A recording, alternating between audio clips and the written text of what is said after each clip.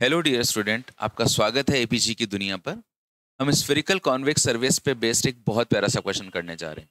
एक spherical convex surface है, ये देखिए, ये स्फेरिकल कॉन्वेक्स सरफेस है।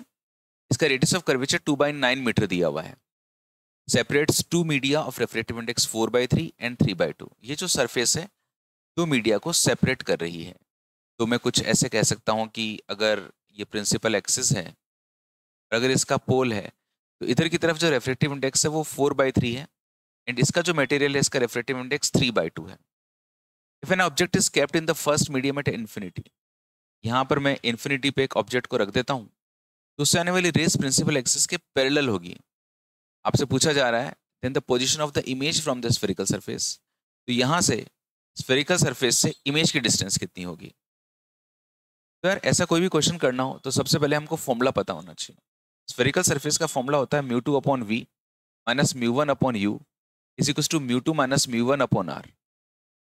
यहाँ पे हर चीज आपको पता होनी चाहिए कि यार ये है क्या। μ2 उस मीडियम का रेफ्रेक्टिव इंडेक्स है इसमें लाइट जा रही है डिफ्रेक्शन के बाद।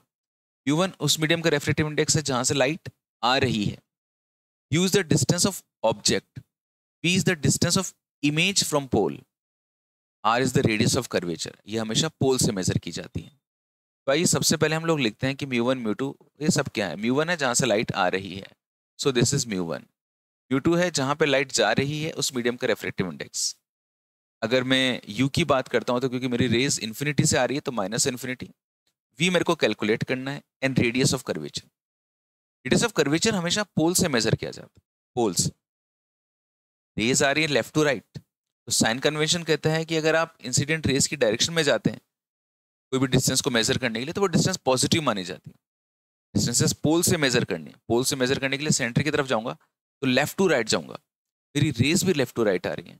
सो जो मेरी रेडियस ऑफ कर्वेचर होगी इसके लिए वो पॉजिटिव में होगी, प्लस में 2/9 मीटर।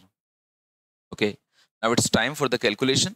u2 की वैल्यू में 3/2 पुट कर देता हूँ, v मेरे को कैलकुलेट करना है। u1 is 4/3, u is minus infinity. u2 minus mu1 means 3/2 minus 4/3 and rates of curvature is plus में 2/9। ओके, अब ये जो 3/2v है ये तो ठीक है एंड ये जो इन्फिनिटी से जैसे मैं डिवाइड करूंगा तो 0 हो जाएगा। 3/2 minus 4/3, 3/2 minus 4/3 इसको अगर मैं सॉल्व करता हूँ अलग से 6 एलसीएम तो ये 9 हो गया एंड ये 8 हो गया, तो ये 1/6 हो जाएगा। Upon radius of curvature this is 2/9। देखो कैलकुलेशन वाला पार्ट बहुत खास होता है। 1/6 9/2, ये 3 बार और ये 2 बार कैंसिल हो गया। 3/2v इज इक्वल टू 3/4, 3 से 3 कैंसिल कर दिया एंड 2v की वैल्यू आ गई 4 एंड v आ जाएगा 2 सेंटीमीटर। सो जो इमेज बनेगी गाइस वो बनेगी 2 सेंटीमीटर पे। कहाँ से 2 सेंटीमीटर? यहाँ से 2 सेंटीमीटर। सो अगर मैं ऑप्शंस देखता हूँ तो 2 centimetre is the correct answer. Okay, बहुत ही प्यारा सा क्वेश्चन था, फॉर्मूला बेस्ड क्वेश्चन था, लेकिन आपको साइन कन्वेंशन का यूज करवाने के लिए μ1 μ2 क्या है ये सब चीजें मतलब बिल्कुल इस क्वेश्चन से क्लियर हो जाती हैं। जब आपको बिल्कुल क्लियर पता होगा कि μ1 μ2 u v r ये सब चीजें क्या है तो आप इजीली क्वेश्चन को सॉल्व कर सकते हैं।